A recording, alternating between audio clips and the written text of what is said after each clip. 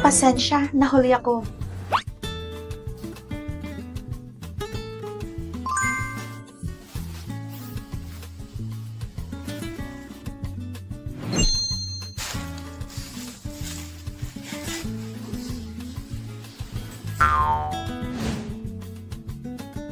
Hello, para sa kasal. Gusto ba talaga ninyo magpakasal? Ang kasal ay dapat bukal sa kalooban ninyo o baka napipilitan lang kayo.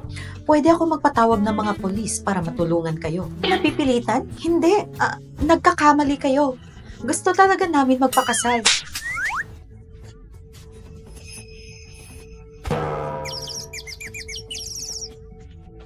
Kagustuhan?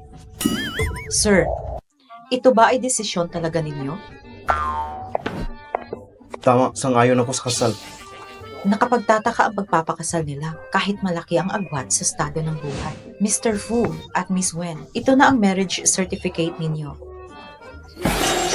Oh, saan ka pupunta? Sandali! Hintay! Fu Tingshen, hintayin mo ako! Asawa ko! Nakuha na natin ang certificate kaya tapos na ang lahat. Huwag mo na akong sundan pa. Hindi mo ba ako ihahatid pa uwi? Kasal na tayo at asawa na kita ngayon. Pwede na tayo magtabi at magkaanak. Gusto mo ba nabigyan kita ng anak? When ran you, nakita mo na ba sarili mo sa salamin? Pero kasal na tayo. Dapat magkasama tayo bilang mag-asawa. Hindi mo ba talaga alam ang dahilan kung bakit tayo nagpakasal? Ano? Lolo, pinagkasundo mo ako sa babaeng probinsyana? Anong probinsyana? Fu Tingshen. Huwag kang masyadong mayabang. Noong nasa army pa ako, utang ko sa lolo ni Xiaoyu ang buhay ko. Kung hindi dahil sa pagligtas niya sa akin, malamang isa na ako sa mga kawawang nasawi noon. Kaya hinanap ko siya sa loob ng maraming taon para makabawi sa kabutihan niya. Pero bigo ako dahil patay na siya ngayon at naiwan ang kawawa niyang apo na nag-iisa. Nang nalaman ko kung nasan si Xiaoyu, gusto ko ikasal ka sa kanya. Wala nang dapat pang pag-usapan. Pag-isipan mo ito ng mabuti. Hindi ba pera lang naman ang habol mo? Ang pera sa card na ito ay sapat na sa isang katulad mo. Tanggapin mo na at lumayo.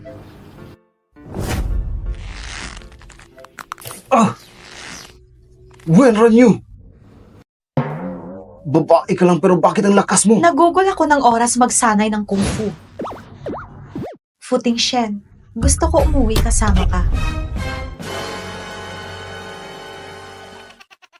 Hindi mo ba naiintindihan ang sinabi ko? Kahit meron tayong marriage certificate, isa lang yung papel. Wala tayong pakialam sa isa't isa, okay? Hindi pera ang habol ko sa'yo. Sa village namin, ang babae ay dapat kasama sa kanyang naging asawa. Puwera lang kung balo. Pinakasalan mo lang ba ako para maging balo? When ran you?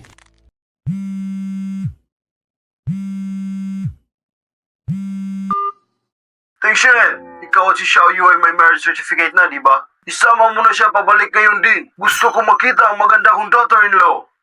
Grandpa, ako... Anong ginagawa mo? Wala ka bang plano dalhin si Xiaoyu pabalik? Binabalaan kita. Kung hindi mo kasama si Xiaoyu, huwag mo na isipin na makakabalik ka pa.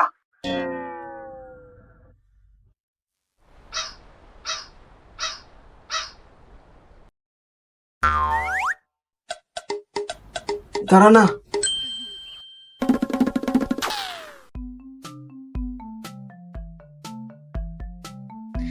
Sa wakas, nasa bahay na tayo. Huwag ka na magkunwari. Pinakasalan mo lang ako dahil sa status at kayamanan ko, tama? Hindi. Ako ay... Kung mawala ba ako, hahanapin mo kaya ako? Hindi ko na kayang maglakad pa. Huwag ka mag-alala, bata. Kunti na lang at mararating na natin ang sakayan ng bus pa uwi. Salamat kung napala si Fu Tingshen. Anong pangalan mo? Ako si Winran Yu. Ha? Ako si Winran Yu. Tumutulong sa mga naaapi at nagtatanggol laban sa mga masasama. Nakita ko na si Young Master! Andito siya! Master, nagulantang ang lolo mo nang nalaman na nawala ka sa summer camp. Pero huwag ka maglala. Andito na kami at iuwi ka na namin. Teka lang. Sige. Ito ang iniwan sa akin ni Mama. Ngayon, ibibigay ko ito sa'yo. Babalikan kita balang araw. Ilang taon na rin. Nakalimutan mo na ako.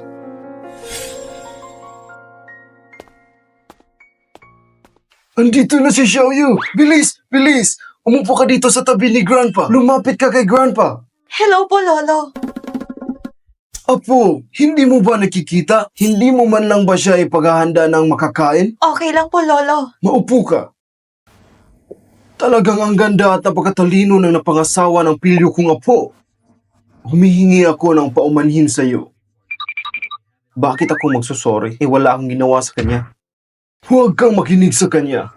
Gusto ka ni Grandpa at ngayon na membro ka na ng Fu family. Sino man ang manakit sa iyo, sabihin mo lang sa akin at makakatikim sila sa galit ko.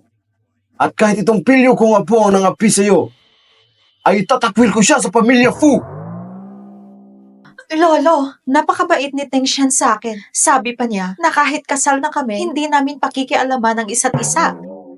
Ano? Ikaw na asungot ng bata ka? Anong pinagsasabi mo? When are you? Para kang bata kung umasta. Walang hiya ka. Bakit ganyan mo siya tratuhin? Lolo! Lolo, wag po! May nasabi ba akong mali? Wala. Ako ang may mali. Okay? Tigil! Tigil! Ngayong araw kayong dalawa ay meron ng marriage certificate. Hindi ka pwedeng umalis na lang. Lolo, ginawa ko na ang gusto mo. Nakuha na namin ng certificate. Ano pa ba ang gusto mo? Lapastangan na bata! Ay! Grandpa! Anong nangyayari sa'yo? Lolo! Xiaoyu, huwag mo na patulan si Teng Shen. Wala siyang silbi. Tulungan mo ako na patinuin ang lalaking yan. Huwag po kayong mag-alala. Kasal na kami ngayon. Kaya ako na ang bahala sa kanya. Ikaw, gusto mo ba ako mamatay sa sakit sa puso? Mapakatino ka kasama ni Xiaoyu. Opo, Lolo. Okay, sige, maiwan ko na kayo. Ngayong gabi ay para sa bagong kasal. Xiaoyu, dapat galingan mo at bigyan si Grandpa ng great-grandson.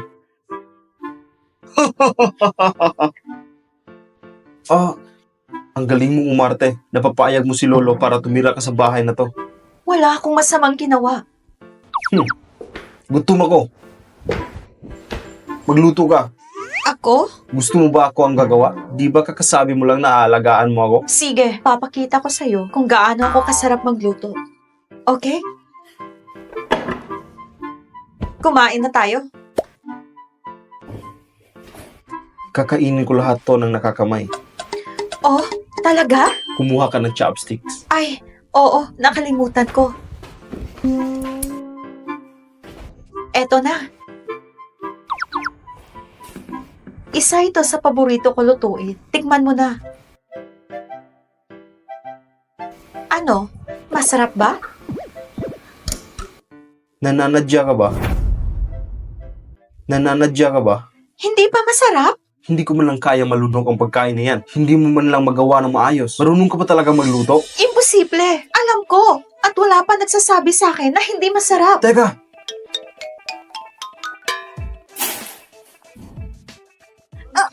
Bakit ang alat? ikaw lang naman ang luto niyan, di ba? Alam ko na. May mali sa isda na yan, kaya ganyan ang lasa. Noong nasa village ako, wala pa akong nakitang red fish na ganyan. Red fish? Saan mo yan nakuha? Nakakita ako ng 2 isda sa tank, kaya kinuha ko ang isa, ang malaking red fish.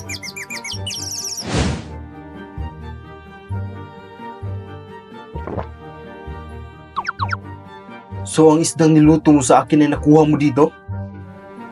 May problema ba?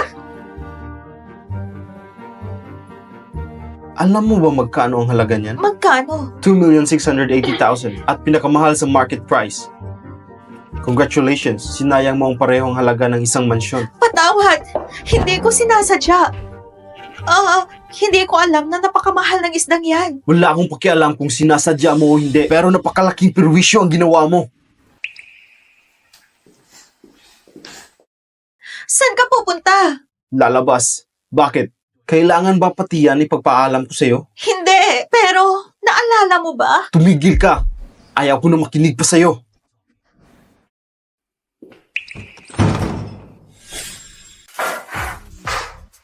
Inong! Yo, anong nangyari kay Mr. Fu ngayon? Di ba bagong kasal ka? Dapat masaya kang kasama ang asawa mo. Pero andito ka at umiinom. Narinig ko na ang lolo niya ang pumili ng pakakasalan niya at ang babae ay galing sa probinsya. Nang narinig ko yun, nakakawala ng gana. Kung hindi ka tatahimik, makakatikim ka sa galit ko. Hindi ako ang napakasundo sa iyo na pakasalan ng probinsyana na babae na yon.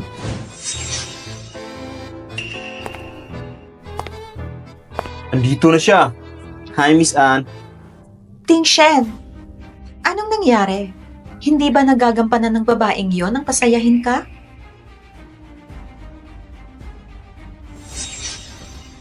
Isa lang siyang ordinaryong babae. Kung ayaw mo sa kanya, iwan mo siya at huwag kang magtiis pa. Si Mr. Fu ay isang masunuri na anak. Kahit na merong hindi pagsang-ayon sa kanya. Pag ang matandang yon ang nagsabi at nagpasya, nagiging sunod-sunuran na lamang siya. Babalikan kita balang araw. Teng Shen, gusto mo kumala sa kasunduan na ikasal sa probinsyana na yon? Hinahanap mo pa rin ba ang babaeng yun dati? Magkikita ko rin siya. Hintayin mo at mahahanap ko rin siya. Kakausapin ko si Wenran Yu sa divorce. Ting Shen, alam ko na ayaw mo ang babaeng na pangasawa mo. Kung may kailangan ka at hindi ka na masaya, andito ako palagi para sa'yo. Hindi na kailangan. Okay, ngayon ay isang magandang araw para kay Mr. Fu. Magdiwang tayo. Ipagdiwang natin ang nalalapit na divorce ni Mr. Fu at Xiao Yu.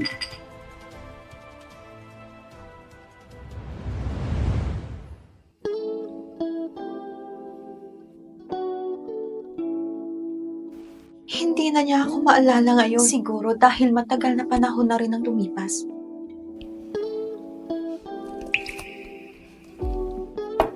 Pag nakita mo ang bracelet na to, malalaman mo kung sino ako.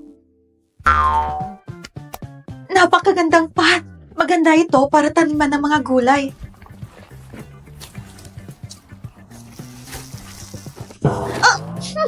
Napakasangsang ng mga chemical na to! Mas maganda talaga sa village at ang natural na pampataba.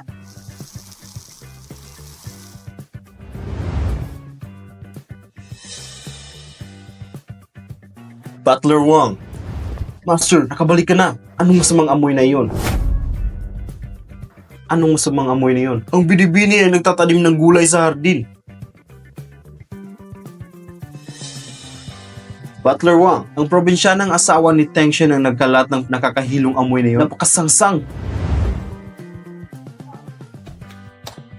Bitawan mo ang tanim na yan! Ha?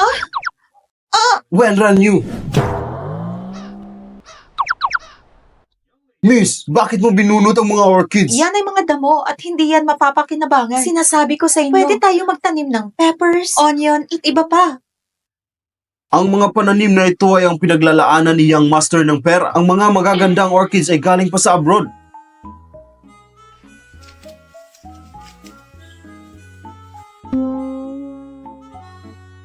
Ano bang pinag-aagawa mo? Ano bang pinag-aagawa mo? Patawad. Hindi ko alam na mahalaga ang mga orchids na yan. Akala ko mga ligaw na damo lang. Kung wala kang alam, pwede ba wag mo nang pakialaman? Mga ignorante talaga ang galing sa probinsya. Wala ka man lang alam kay Ting Shen. Napakamalas na pinakasalan ka niya. Pwede ba wag ka nang maglikot pa? Wag ka nang gumawa pa ng gulo. Tama. Hindi mo man lang tiningnan ang mukha mo. Hindi ka bagay kay Ting Shen. Kahit maging isang katulong, hindi rin bagay sa'yo. Pasensya na. Pero hindi ko talaga alam na mahal ang orchids na yun. Akala ko mga damo lang. Hindi ko alam na mahal yun. Damo, mahirap na babae galing sa mababang pamilya talaga siya. Hindi man lang niya alam tungkol sa orchids. Teng Shen, ang asawa mo ay sadyang low class. Hindi ko alam ang iniisip ni Grandpa at pinakasal ka sa babaeng yan. Oo, lumaki ako sa probinsya at hindi pa ako nakakakita ng ganyang halaman. Patawad. Babayaran ko sa kondisyon na gusto mo. Tatanggapin ko lahat. Bayaran? Alam mo ba na magkano ang orchids na to? Kaya mo ba tapatan kung magkano? Miss, sabihin mo nga sa akin kung ano ang relasyon mo sa asawa ko. Wala ka na doon. May gagawin pa kami ng asawa ko. At wala ka na rin pakialam doon. Fu Ting Shen, Tingnan mo siya. Hindi lang niya sinira ang mga orchids, kundi nilapastangan pa ako. Walang pinag-aralan. Footing Shen.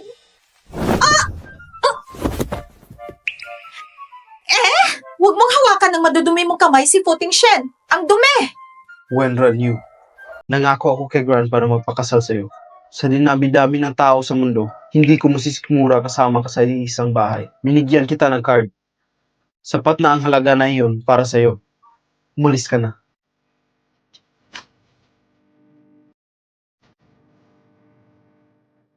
Narinig ko naman, di ba? Sabi ni Ting Shen, umalis ka na. Umalis ka na dito. Wala pa akong nakitang kasing kapal ng pagmumukha mo. Kahit pagkatapos mo sirain ang mga orchids, ipagpipilitan mo pa rin ba sumiksik sa full family?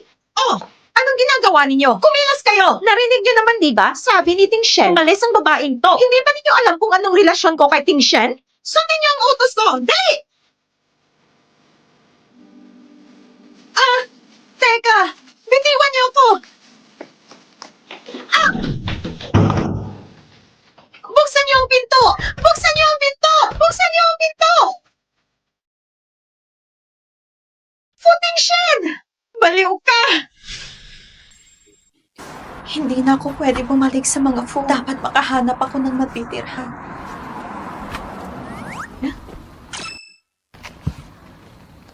Libreng pagkain na tirahan? Okay na sa akin to.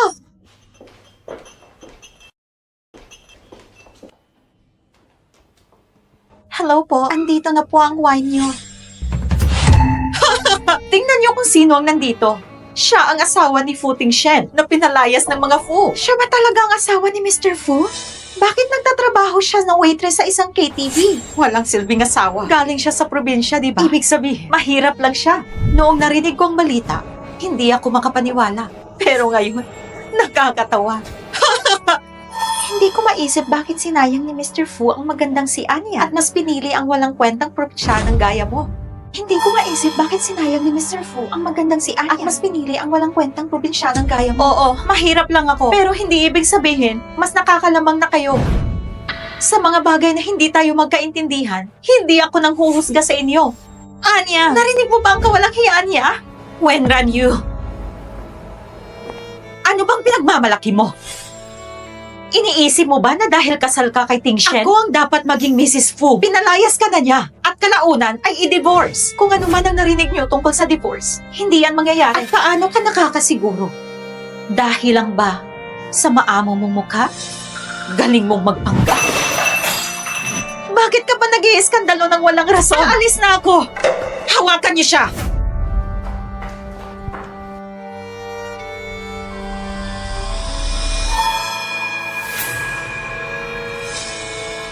Kung sirain ko ang maganda mong mukha, ano pa kaya sa tingin mo ang magiging silbi mo kay Ting Shen? Ay, hindi talaga nagdalawang isip ang asawa mo na umalis. Iniwan pa niya lahat ng mga gamit niya. Itapon mo lahat ng basurang yan. Isang bracelet. Ang sabi ko, itapon mo lahat ng basurang yan. Buster, ang bracelet na ito.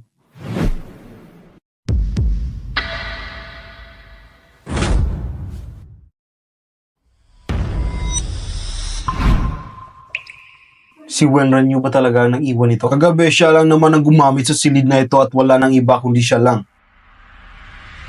Wenran Yu, siya na ba talaga ang hinahanap ko? Ano pa ginagawa mo? Hanapin mo kung nasaan si Wenran Yu. Master, alam ko na kung nasaan si Miss Ranyu. Nagtatrabaho siya bilang waitress sa isang KTV. Ayon sa source, pumunta din si Miss Ann sa nasabing KTV. Nagtangkang saktan ni Miss Ann si Miss Ranyu, pero tinatanggi niya ito. Wen Ranyu, hintayin mo ako.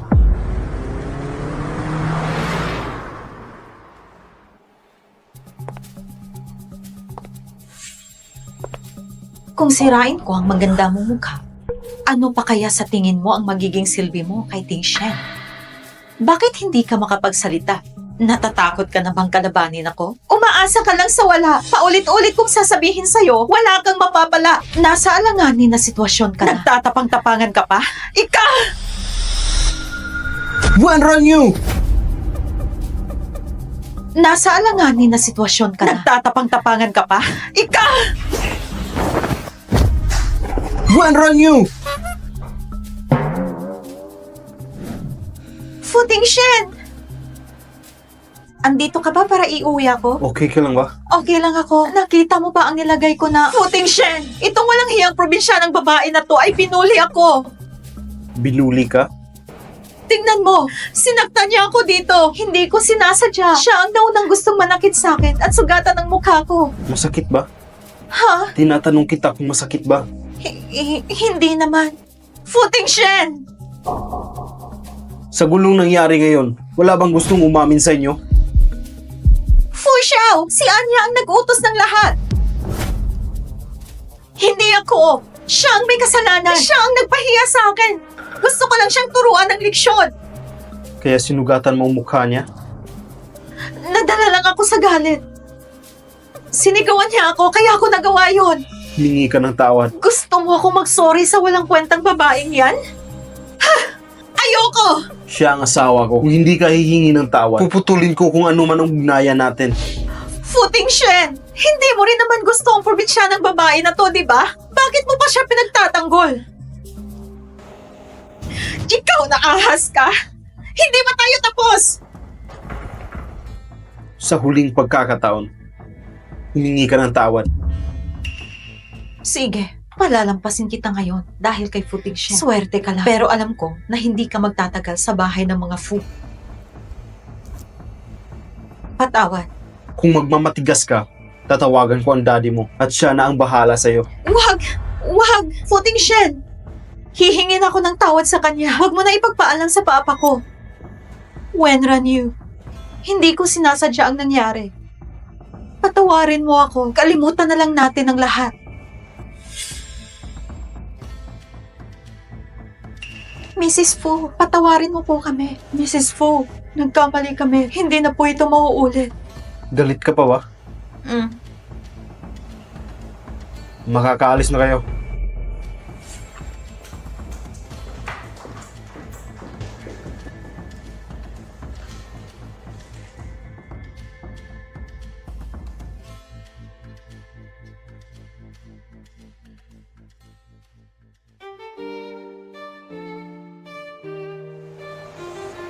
Futing Shen, salamat sa pagtatanggol sa akin. Bakit ba hindi ka nag-iisip? Kung huli na ako sa pagdating, sigurado nasaktan ka na.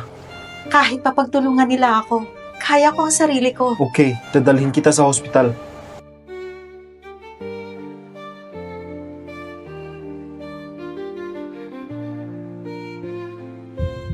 Anong problema?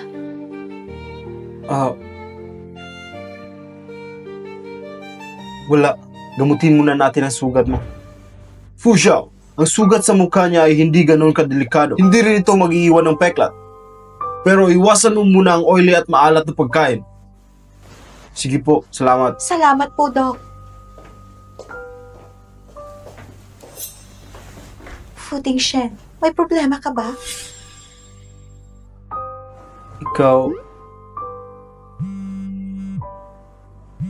Sagutin ko muna ang tawag. Babalik ako. Sige, bumalik ka agad. Meron akong gustong sabihin sa'yo. Ano yun? Mr. Fu, ang bata na pinapahanap mo dati, nakita na. Ano? Iyan ang report sa mga tao ko na pinadala ko sa Wulong Village. Nakita siya noong isang araw na nagtatrabaho sa labas ng village. Nakita din sa kanya ang bracelet ng mama mo. Nahanda ko na ang sasakyan. Gusto mo ba pumunta sa Wulong Village? Little brother, tiisin mo lang hanggang makarating tayo sa main road. Makakasakay ka ng bus pa uwi sa inyo. Ito ang iniwan sa akin ng mama ko. Ibibigay ko ito sa iyo at babalikan kita balang araw.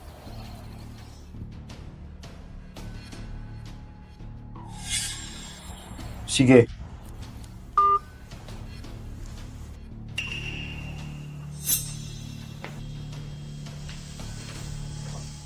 Meron akong importante na gagawin. Aalis muna ako. Sasabihan ko ang katulong na sunduin ka dito. Magpahinga ka ng maayos. Futing Shen! Hindi pa kita natatanong kung nakita mo ang bracelet na iniwan ko sa kwarto.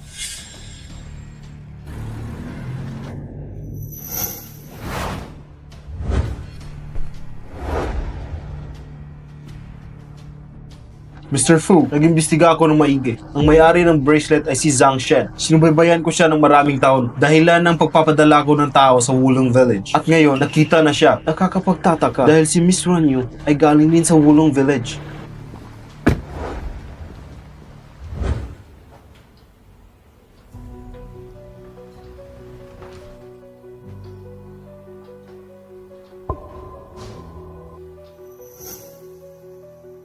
Miss Zhang Shen. Siya si Mr. Fu Tingshen. Tingnan mo po. Mr. Fu?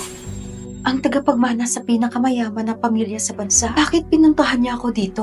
Miss Zhang Shen, ilang taon din ang ginugol ni Master para hanapin ka. Nakita ko na suot mo ang red string bracelet na yan. Ah, oo.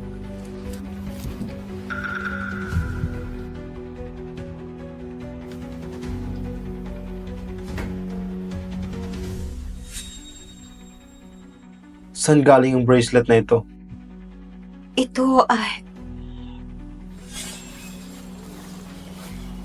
Wenranyu! Napakaganda ng bracelet mo!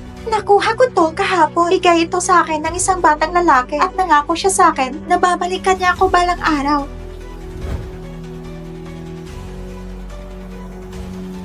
Pero, isa lang tong ordinaryo na red string bracelet. Pwede akong bumili ng ganito.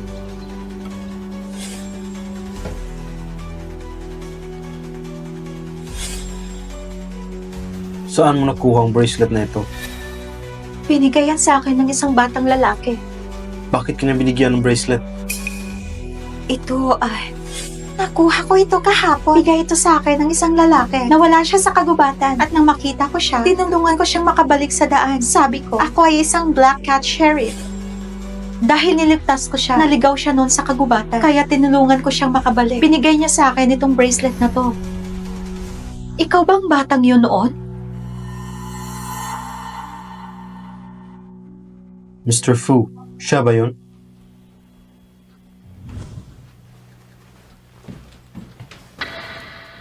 Narito ang 5 million. Niligtas mo ako. Ito ay isa lamang reward sa ginawa mo.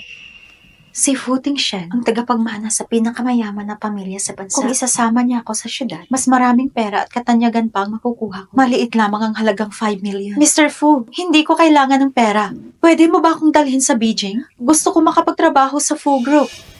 Ihanda mo ang gusto niya. Opo.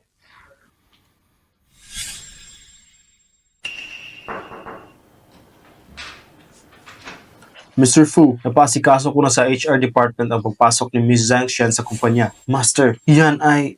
Naalala ko ang sabi mo si Miss Wen Ranyu ay galing din sa Wolong Village. Opo, ayon sa report, nalaman ng lolo mo na si Miss Wen ay galing din sa Wolong Village. Doon kami nagsimula para makita ang babae na hinahanap mo. Pumunta ka sa Jade Research Institute. Maraming mga lumalabas na peke na gumagaya sa bracelet na to. Saka natin malalaman kung ito ang original. Kailangan ko siyang mahanap. Ang babae na nagligtas sa akin. Galing ba yan kay Miss Wen? Wen Ranyu. Zhang Shen. Habang hindi pa lumalabas ang result kung sino sa kanilang dalawa ang nagsasabi ng totoo, dapat manatili itong lihim at hindi nila malaman. Okay. Oh, tumawag ang lolo mo. Pupunta siya sa hospital para sunduin si Miss Wen. Sinabihan din niya si Miss Wen na pumunta sa kumpanya para hanapin ka. Nag-book din siya ng restaurant para sa inyo ni Miss Wen para sa dinner. Pupunta si Wen Ranyu sa kumpanya? Yan ang utos ng lolo mo. Hindi siya pwedeng suwayin ng sinuman. Ayaw talaga akong tigilan ni lolo. Miss Anya, ano po ang ginagawa niyo dito? Narinig ko na merong babaeng pinapasok si Tingshen sa Fu Group. Ito ay sakop ng internal staff ng pamamahala, paumanhin, pero hindi po pwedeng makialam.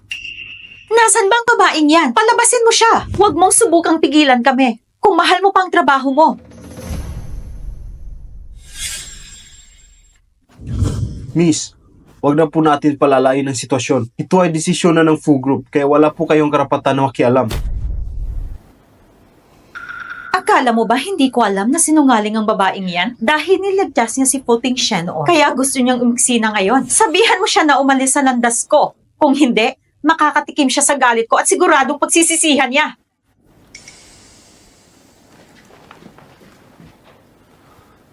Mr. Fu, bakit ba napakahabulin mo ng maraming babae?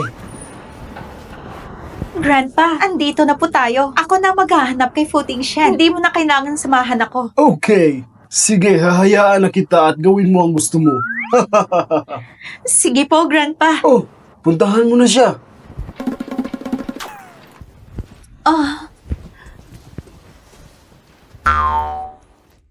Pupunta muna ako sa palikuran.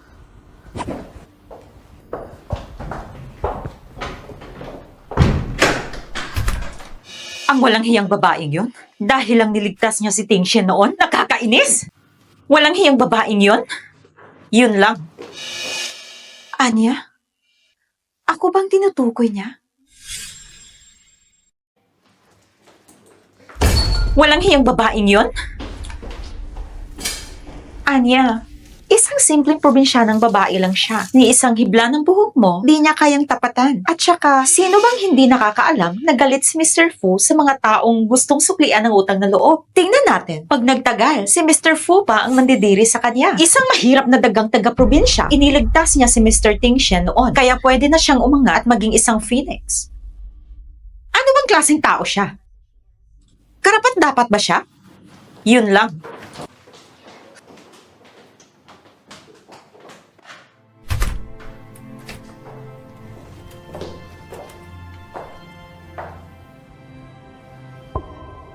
Fu Tingshen, totoo ba? Ayaw mo talaga akong lapitan?